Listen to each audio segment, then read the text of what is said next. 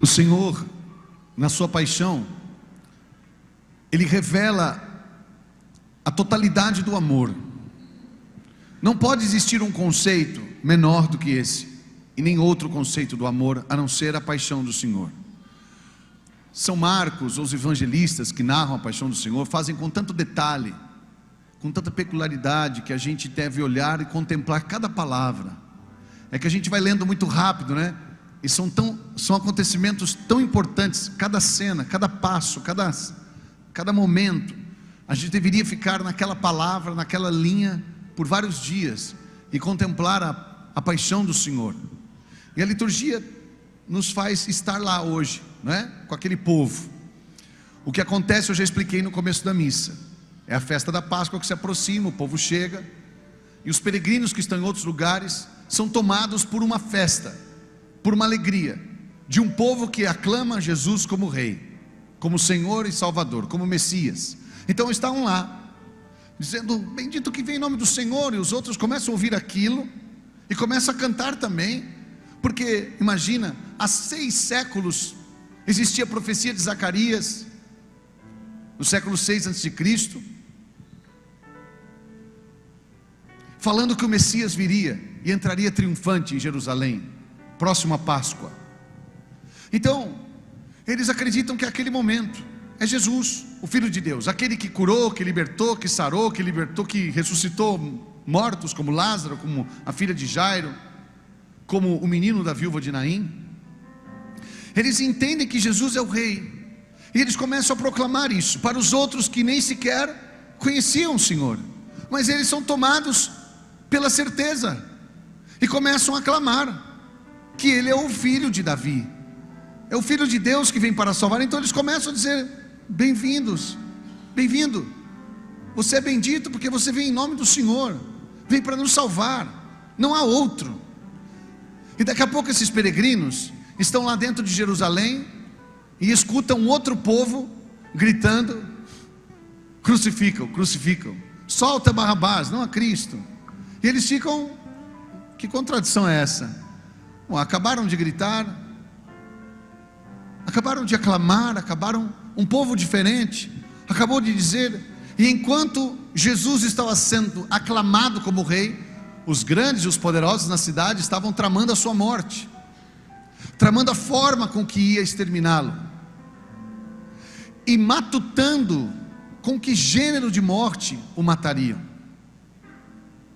tentando então fazer a emboscada que há tanto tempo estão fazendo, desde que Jesus na sinagoga de Nazaré diz: eu sou ungido pelo Espírito Santo, Senhor, o Espírito do Senhor repousa sobre mim. Ali já queriam matar ele, já queriam levar ele para o precipício. Ele escapou, ele vai no meio de todo mundo e ninguém pega ele. Queriam matar ele empurrando no precipício, queriam matar ele afogado, queriam matar ele de pedra, queriam matar ele no meio da praça, e ele sempre saía ileso. Mas chegou a hora em que ele não escapa mais, ele se entrega, ele aceita a missão. Esse Senhor sabe por que está morrendo, e é exatamente isso que o Padre nos disse. E todo católico, até as crianças, os nossos filhos precisam saber: toda esta dor, esse sofrimento tem um porquê, tem um motivo, são os nossos pecados. Agora, o que faz as pessoas ficarem muito confusas é se ele é o transgressor, se ele é o pecador, o injusto, se ele é o bandido, se ele é o que está blasfemando, dizendo que é Deus, como estão gritando os judeus, por inveja, porque os judeus estão com inveja deles. Os judeus inveja, e os romanos hostilidade, porque está vendo que a sua popularidade está grande, matando o rei dos judeus. Nós mostramos que somos fortes e poderosos, porque é assim que acontece quando 2 reinos brigam, um rei matando outro rei, então a gente ganha o jogo. Uns por inveja, outros por interesse e poder. Mas o diabo quer que ele desista da sua missão. O demônio não quer que ele morra, porque sabe que a sua morte vai causar a salvação, a redenção, o resgate da alma, do homem, do ser humano. Por isso que existe toda essa opressão sobre Jesus. E num determinado momento, chega a nossa hora, a nossa vez de entrar na história. Sim, a paixão do Senhor passa por nós também. Ano após ano, ela passa por nós. O Espírito atualiza. A gente celebra aquilo que para nós é a razão de todo o nosso existir e de crer e de existir na vida e na fé. E a paixão do Senhor passa por nós para nos tirarmos dessa contrariedade, desse tipo de condição que o padre nos falava. Eu amo Jesus, eu choro, olho a sua paixão, mas isso não muda nada. Eu não emendo a minha vida não é restaurada, eu continuo andando nos mesmos caminhos. Parece então que eu realmente não entendi o que é a paixão do Senhor. Mas quando o Espírito nos leva à profundidade, e é disso que Paulo está falando na segunda leitura, por favor, entenda isso. Ele não se prevaleceu da sua condição divina, da igualdade com Deus, mas aniquilou-se a si mesmo e rebaixou até a morte, e morte de cruz. Ele foi obediente, ele desceu aonde ninguém poderia descer, ele foi aonde ninguém poderia ir. E é isso que nós devemos entender da paixão. Ele não veio apenas passar um tempo para cá e morrer de um gênero de morte comum, e aí simplesmente dizer, então agora eu morri e vocês estão vivos. Não, ele desceu espiritualmente na realidade mais suja, profunda do pecado, da escravidão, do medo, da morte, da solidão, do abandono, da traição, da sujeira, do feio, do opróbrio, da vergonha, para nos resgatar. Veja a grandeza da paixão. E é isso que aqueles peregrinos precisavam entender, porque eles estavam confusos. Quem é Ele? E só vamos saber quem é Ele se nós então mergulharmos nessa realidade, na essencialidade da paixão. Veja isso. A meditação da paixão do Senhor por São Gregório de Nissa, no século III, ele diz: nós deveríamos deixar o nosso coração tão apaixonado pela paixão do Senhor, mas tão apaixonado, tão mergulhado, que nós não sairíamos de lá os mesmos. Não podemos. Saber da paixão do Senhor, saber o motivo, saber a causa e sair de lá o mesmo, não, isso é insanidade. Santo Atanásio chega a usar o termo: a paixão do Senhor deve nos devorar. Sabe assim, ó, uau, nos tomar todo, devorar a gente, para não sobrar nada da gente. Quando você devora uma coisa, a paixão do Senhor deve nos devorar por inteiro, para não sobrar nada para o pecado. Nós devemos ser devorados de amor, de paixão pelo Senhor. Então Jesus, ele vai, como diz a canção ali, desfigurado, estava lá onde? Na cruz. Mas que cruz, que lugar é esse? Da onde ele grita: meu Deus, por que me abandonaste? A expressão Eloi, que vem de Elohim, o Deus que está longe.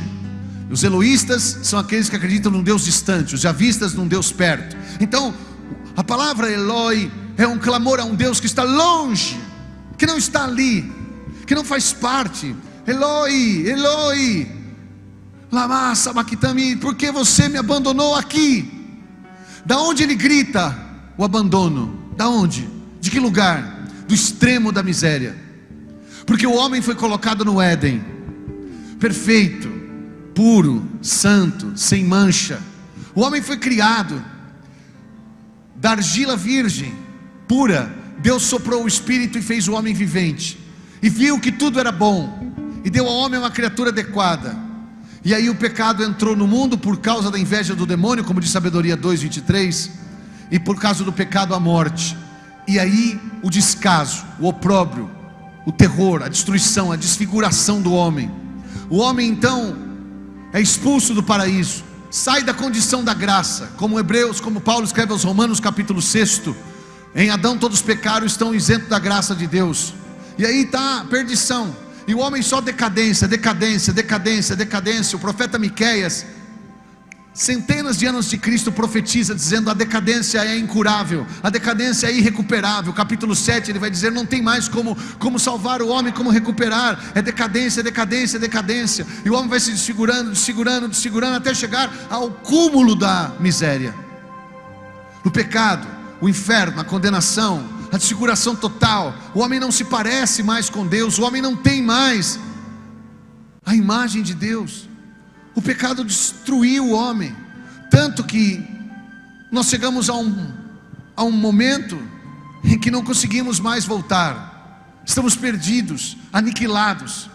Quem poderia nos tirar de lá, da condenação, do inferno, da boca do lobo? Quem nos podia tirar do limbo? Quem nos podia tirar da extrema miséria? Porque nós não voltamos só a ser pó, não. Quem dera nós voltássemos a ser pó, porque Deus poderia nos criar e fazer-nos de novo. Não, nós não voltamos a ser pó. Nós passamos a ser homens desfigurados, destruídos pelo pecado, completamente acabados. Em nós, cadê a semente da vida? A morte reina, o pecado escraviza, a idolatria começa então a entrar na nossa vida, a maldade, a impureza, enche a terra está coberta de pecado, estamos condenados, não há mais salvação para nós. O que resta ao justo juiz é bater o martelo e dizer condenado, e aí seremos devorados pelo fogo. Mas não, o que ele faz? Ele ama. Olha a expressão do Evangelho de João no capítulo 3. De tal maneira Deus amou o mundo. Ele olha para o mundo e vê o mundo imundo. E de tal maneira Deus amou o mundo, que nos deu o seu Filho, para que todo que nele crê não pereça, mas volte à vida, e a vida eterna. Aonde o Senhor foi por mim e por você, ninguém poderia ir. Aonde Ele chegou por mim e por você. A expressão do evangelista João, quando diz até o extremo os amou, é algo muito forte, porque é um amor extremo. Nós queremos dizer que somos muito gratos a Noé por ele ter entrado na arca, sim ou não? Por ter vivido ali 40 dias e 40 noites, e ter podido ficar com a sua família para recomeçar uma humanidade nova. Obrigado, Noé, porque você entrou na arca. Obrigado a José, que entrou no Egito, viveu o cativeiro, foi escravo e depois se tornou governador para salvar os seus irmãos e a raça de Israel. Obrigado, José. Obrigado, Esther, quando salvou Israel do extermínio na época do rei Mardoqueu, porque ela se fez bela, atraiu a beleza do rei, se fez rainha, e depois ele descobriu que ela é hebreia, e ela pediu ao rei que por favor libertasse o seu povo. Fez um grande favor a Israel. Obrigado, Esther. E Judite então, que Holofernes de Nabucodonosor, o rei da Babilônia, ia destruir Israel, e Judite então seduz com a sua beleza e corta a sua cabeça depois de embriagá-lo. Salvou o povo mais uma vez. E Moisés, que entrou no Egito para libertar Israel da escravidão de 400 anos. E o que dizer então de Jeremias, que entra na cisterna na época do rei Joaquim para libertar o povo de Israel de mais uma escravidão. Obrigado, Jeremias. Obrigado. Obrigado, Moisés, por lidar no Egito, entrar lá dentro, enfrentar o faraó e tirar o povo da escravidão. Obrigado, Jonas, por você ter entrado na boca da baleia e depois ser cuspido na praia e pregar para Nínive para que ela não seja destruída. E salvou Nínive, sim ou não? Mas o Senhor não foi só até aí. O Senhor não foi só até aí. Onde Ele foi, ninguém poderia ir. Tanto que Pedro fala com ele: eu estou contigo até o final. Eu vou com você na prisão e na morte. E o Senhor fala para ele: você não vai. Você não pode ir comigo. Você não sabe onde eu vou. Você não vai conseguir nem passar do galo. Antes que o galo cante, você vai ter me negado 3 vezes. E aí foi negação, foi traição, foi beijo falso. Não se esqueça, eu não sei se você pensa nisso, eu vou falar disso na quarta-feira, mas o grande traidor Judas, ele traiu Jesus depois do quê? Desculpa, eu vou falar uma coisa aqui meio forte, parece estranha, parece até esquisito que eu vou falar, mas é o que está na Bíblia. Judas traiu Jesus depois do quê? Depois de comungar. Ele comungou, molhou o pão com Jesus e comungou. O diabo entrou em Judas, que hora? Está na Bíblia. E o demônio entrou no seu coração. Quando que o demônio entrou no coração de Judas? Quando ele comungou. Dá para você entender isso? Como que pode alguém comungar o Senhor e o demônio entrar no coração dele? Já parou para pensar nisso? Quarta-feira vamos meditar sobre isso. Você vai ficar estarrecido. Você vai ficar impressionado. Por quê?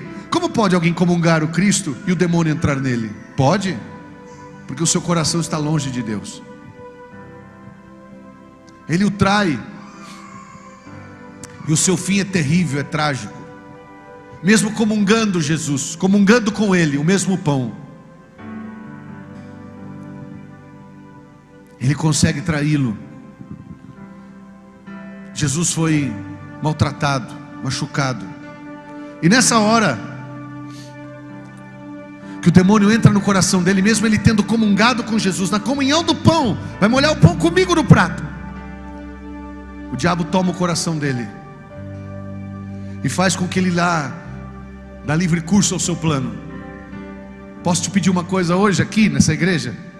Antes de você comungar hoje, abandona seu projeto de adultério, de traição, de enganação, de mentira, de preguiça, de vergonha de ser cristão. Esses dias eu falava na minha comunidade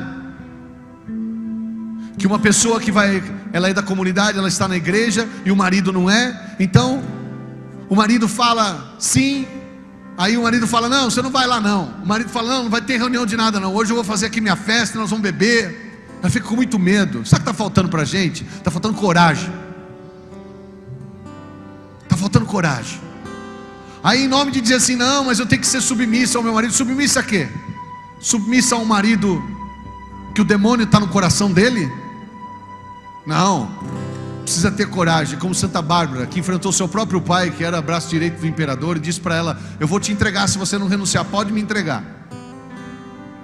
E o pai mandou decepar os seus seios antes de sacrificá-la. Seu próprio pai. Sabe o que acontece? Ela sabe por que está morrendo. Ela sabe por quem está morrendo. Sabe por quem está dando a sua vida. Sabe por que está dando a sua vida. Interessante que as pessoas hoje em dia estão fazendo tudo para tentar sobreviver e viver. Está tentando salvar a sua vida. Jesus já falou: quem quiser salvar a sua vida vai perder, mas quem perder por amor a mim vai salvar. Parece que a gente se esquece do Evangelho. Parece que a gente se esquece do Evangelho. A vida que tantas pessoas querem não está na vacina. Na vacina está apenas um remédio só. A vida que todo mundo quer está em Cristo. A vida. A sobrevivência pode estar na vacina, mas a vida é Cristo, é Jesus. Como pode desejar tanto uma vacina? Esses dias eu falava assim com uma pessoa da minha casa: você quer tanto chegar a sua hora de vacinar, porque tem 60 anos, fala: qual vai ser minha hora? Mas meu Deus, por que a gente não deseja tanto assim a Eucaristia? Para dizer: domingo é minha hora, vai ser o meu dia. E que hora eu vou na missa? Para receber a vida. Você acha que a vida entra pelo braço, numa seringa, num líquido? Não, entra um remédio que a gente quer muito. Que bom, Deus seja louvado. Mas a vida é em Cristo que está, é dele que vem a vida. Este é o meu corpo, quem come vive. É meu sangue, quem bebe vive. É verdadeira comida, é alimento, é verdadeira bebida. E é atrás disso que temos que ir loucamente. As pessoas vão dizer que é loucura, mas para Deus é sabedoria. As pessoas vão dizer que isso é perdição, para nós é salvação. Vão dizer que isso é fraqueza, para nós é força. Porque está a vida em Cristo. Todas essas pessoas que fizeram todos esses favores, tudo que eu falei, Esther, Judite, Moisés, todos esses fizeram excelentes trabalhos para salvar seu povo de situações, mas nenhum deles puderam ir lá onde Jesus foi. Quando ele grita: meu Deus, por que me abandonaste? Ele está na extrema miséria, no abandono, no profundo, lá no limbo, na lama. E lá onde Deus nunca foi.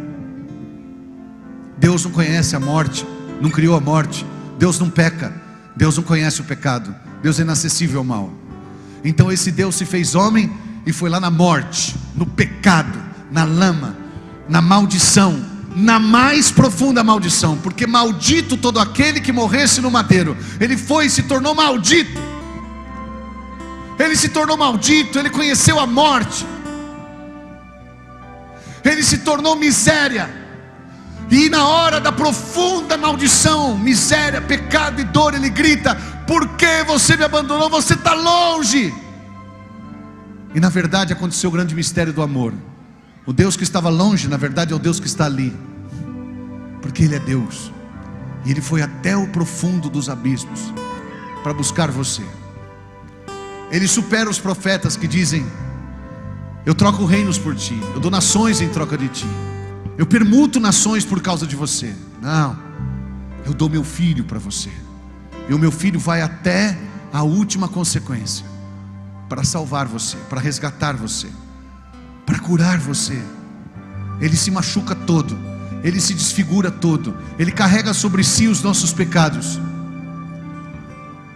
ele leva sobre os seus ombros a pesada cruz que é minha e que é sua, e a culpa, a minha culpa, a sua culpa, a nossa culpa e os pecados do mundo inteiro pesa sobre os seus ombros.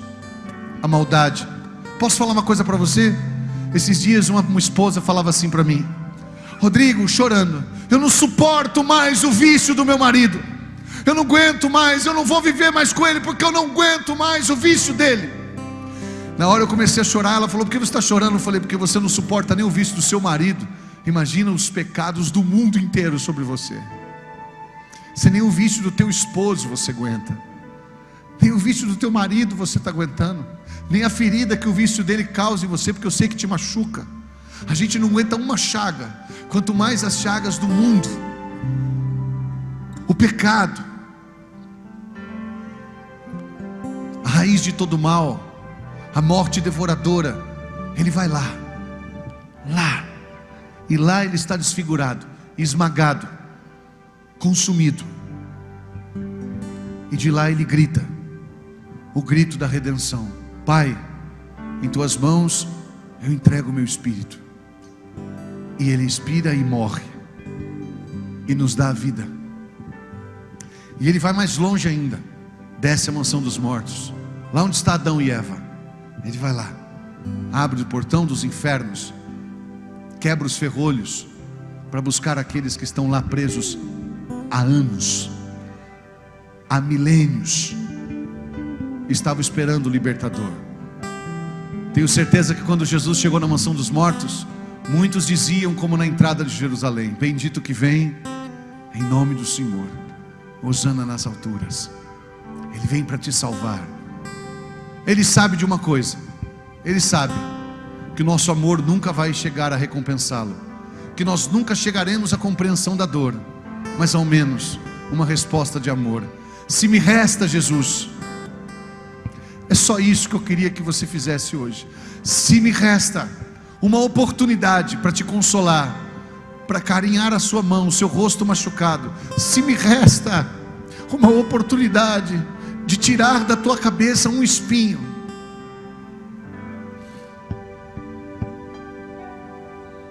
eu nunca vou esquecer esse dia que eu estava na igreja de São Marcos, na Itália, onde está o espinho da coroa de Jesus, e fica bem lá em cima. Quem foi lá sabe, né?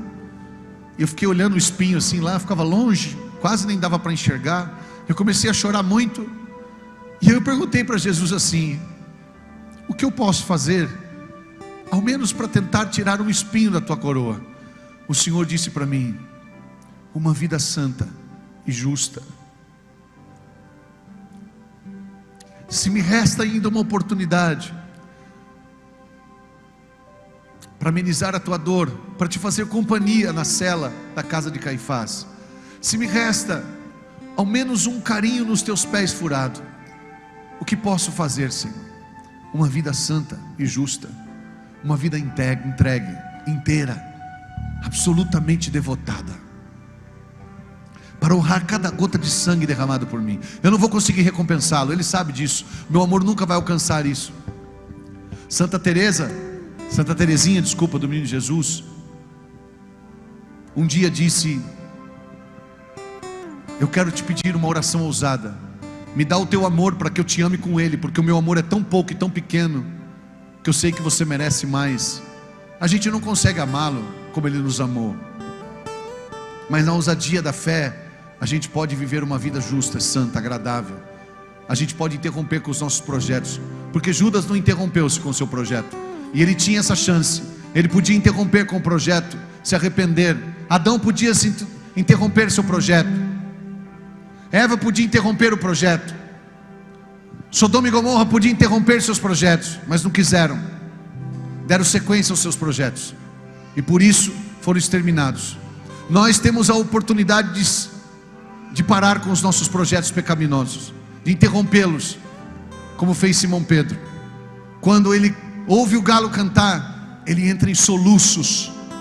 Não é só lágrimas, não, soluços. Ele chora, pedindo clemência, misericórdia, e depois vai proclamar o seu amor diante do Senhor e continuar sua missão, e proclamar o Senhor diante do Sinédrio, dizendo: vocês o crucificaram, mas Deus levantou ele como Senhor e Cristo, e é por ele que eu vou dar a minha vida. Não quis morrer numa morte como a dele, porque não se achava digno nem da morte do Senhor, quanto mais da sua vida. Eu não sou digno da morte do Senhor. Por favor, me crucifiquem de ponta cabeça. E aí Pedro entende que de fato é possível honrar cada gota de sangue, cada chaga, cada lágrima, cada dor que o Senhor passou por nós. Por isso hoje queremos proclamá-lo como Senhor da nossa vida. Muito obrigado, como eu disse a Moisés, que foi ao Egito libertar um povo depois de 400 anos. Mas ele é maior do que Moisés, do que Esther, do que Judite, do que Jonas, do que José, do que Noé. Ele vai até a miséria profunda, extrema do homem, do pecado, da dor, do abandono, da rejeição, da vergonha, da solidão, da pobreza, da podridão. E lá onde tudo é fétido, onde tudo é ruim, feio, horrível, Ele nos resgata, nos alvejando, nos deixando brancos com seu sangue, alvejando as nossas vestes na sua vida, no seu sangue precioso. Alvejar, sabe o que é alvejar? Deixar branco. Alvejando a nossa alma suja, como o filho pródigo que volta fedido, rasgado, faminto, morto. Num abraço, no olhar, Ele nos devolve a vida, Ele nos resgata. O que dizer a esse Deus?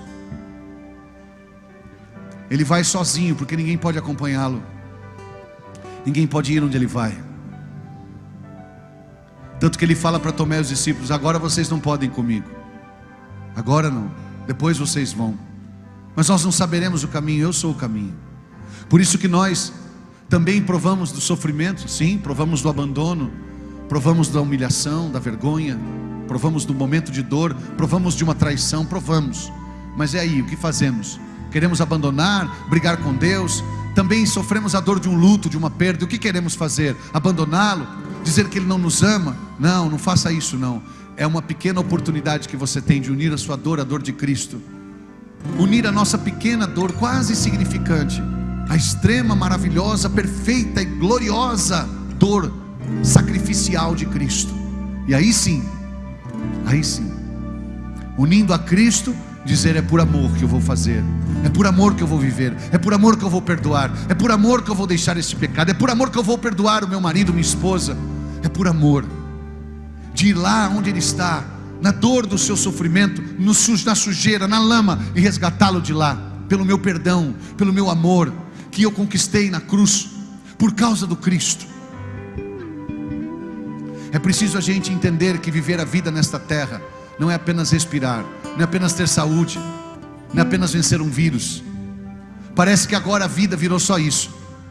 Parece que temos que vencer um vírus a todo custo e ganharmos dinheiro e resolvermos os problemas financeiros e os problemas de saúde, como se viver se fosse só isso. A vida é mais do que isso. É preciso amar, perdoar, dar a vida, amar a Deus, amar o próximo. É preciso que eu e você continuemos a entender que esse tempo da paixão nos eleva. A sese é isso, é elevação. Pelo sacrifício, jejum, mortificação, somos elevados a Cristo, no seu amor de cruz. E lá na cruz, vamos morrer com Ele, para com Ele ressuscitarmos. Se com Ele morrermos, com Ele viveremos. Mas se porém o renegarmos, Ele nos renegará. Por favor, que o dia de hoje seja tão importante na nossa vida, quanto foi na vida daqueles peregrinos na entrada de Jerusalém. Nós estamos vendo o Senhor vindo. Bendito que vem na minha vida, vem me salvar. Eu quero ser teu, salva-me. Se outras pessoas não querem, salva-me. Quero convidar você agora, a gente a rezar. Diante dele todo joelho se dobra, no céu, na terra e nos infernos.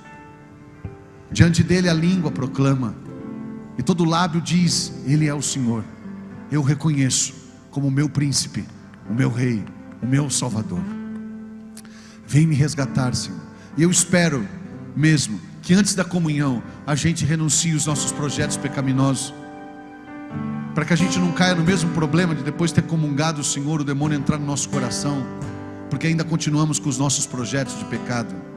Abandona os projetos de mal, de vingança, de mágoa, de ressentimento, de mentira, e deixa que o Senhor reine na tua vida.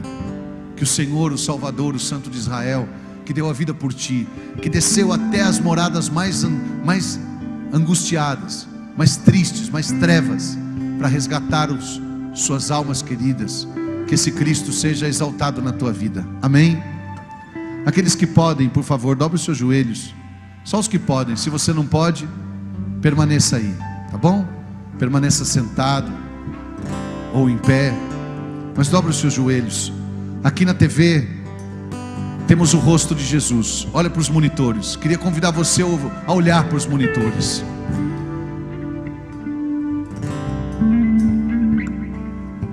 Desfigurado estava lá,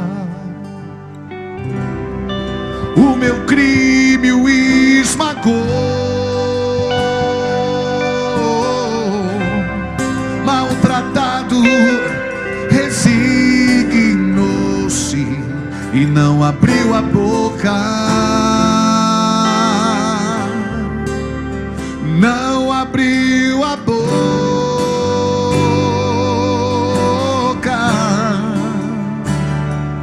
Maltratado, designado, desfigurado, humilhado, ele estava lá. Olha para ele, ele está de boca fechada, de lábios cerrados, como um cordeiro que se entrega ao matador. Ele entrega a vida, ninguém tira dele, é ele que dá,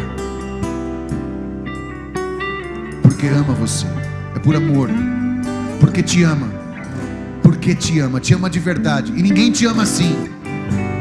Se me resta uma oportunidade para agradecer esse amor, para honrar esse amor, já que não posso alcançá-lo em tamanho de amor e nem na profundidade da dor, que apenas eu lhe dei o meu amor. Desfigurado estava lá, o meu crime o esmagou, maltratado resignou-se e não abriu a boca, não abriu a boca.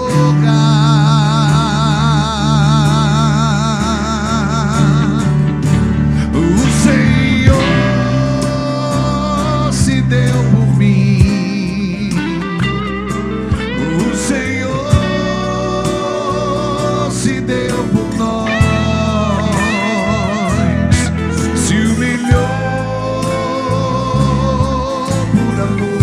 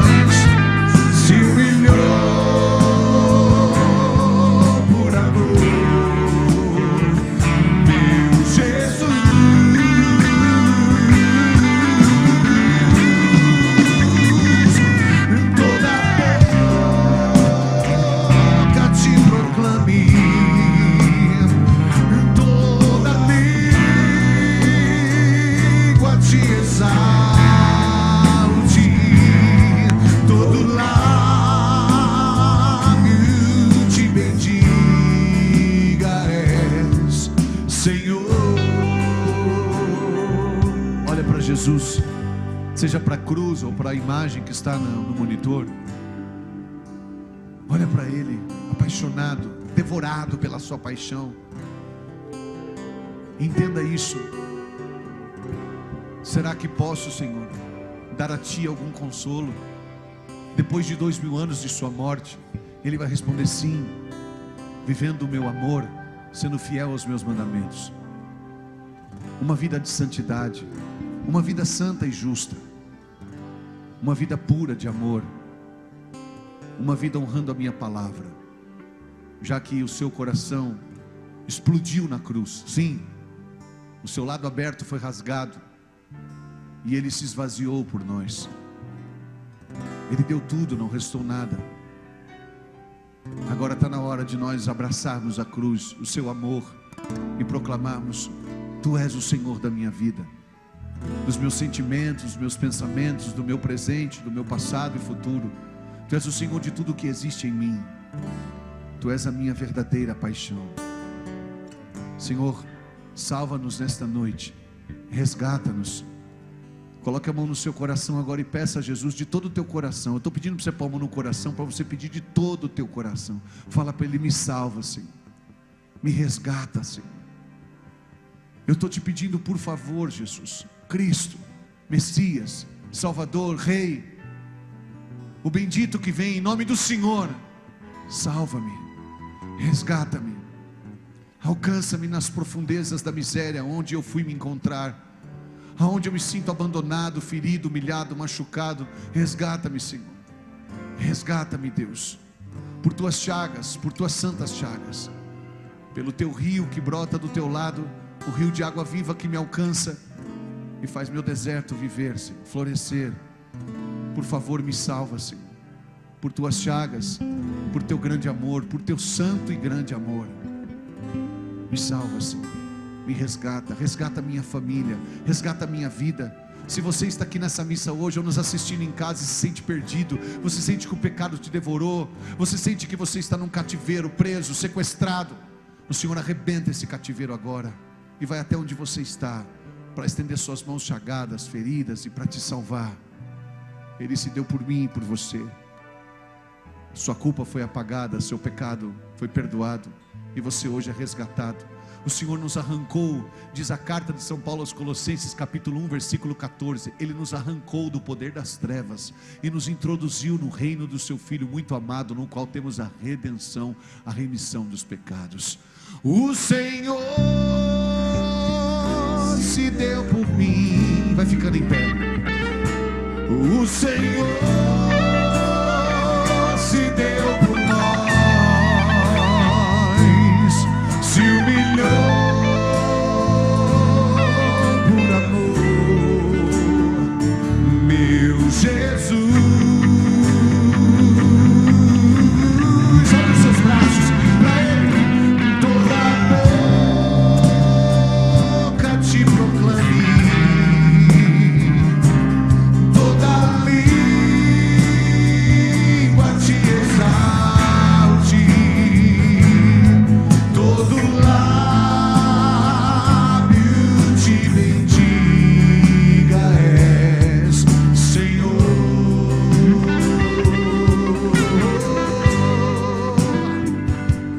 Toda boca te proclame, toda língua te exalte, e todo lábio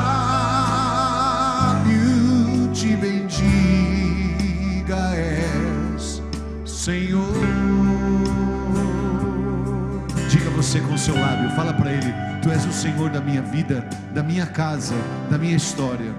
Tu és o meu Deus, e a Ti eu me entrego, a Ti eu me rendo, porque ninguém me ama como o Senhor, ninguém me amará, ninguém irá tão longe por mim, ninguém sofrerá tamanho abandono, tamanha dor, tamanho sofrimento por mim, ninguém dará a sua vida por mim.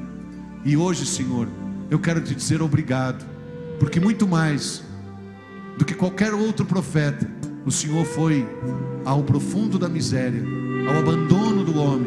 O O Senhor foi a humilhação mais terrível, a dor, o sofrimento, a chaga, e o Senhor me deu a graça de hoje poder estar aqui vivo e proclamá-lo, o Senhor e Rei da minha vida. Por isso, com minha língua eu proclamo que Tu és Senhor, que Tu és o meu Deus.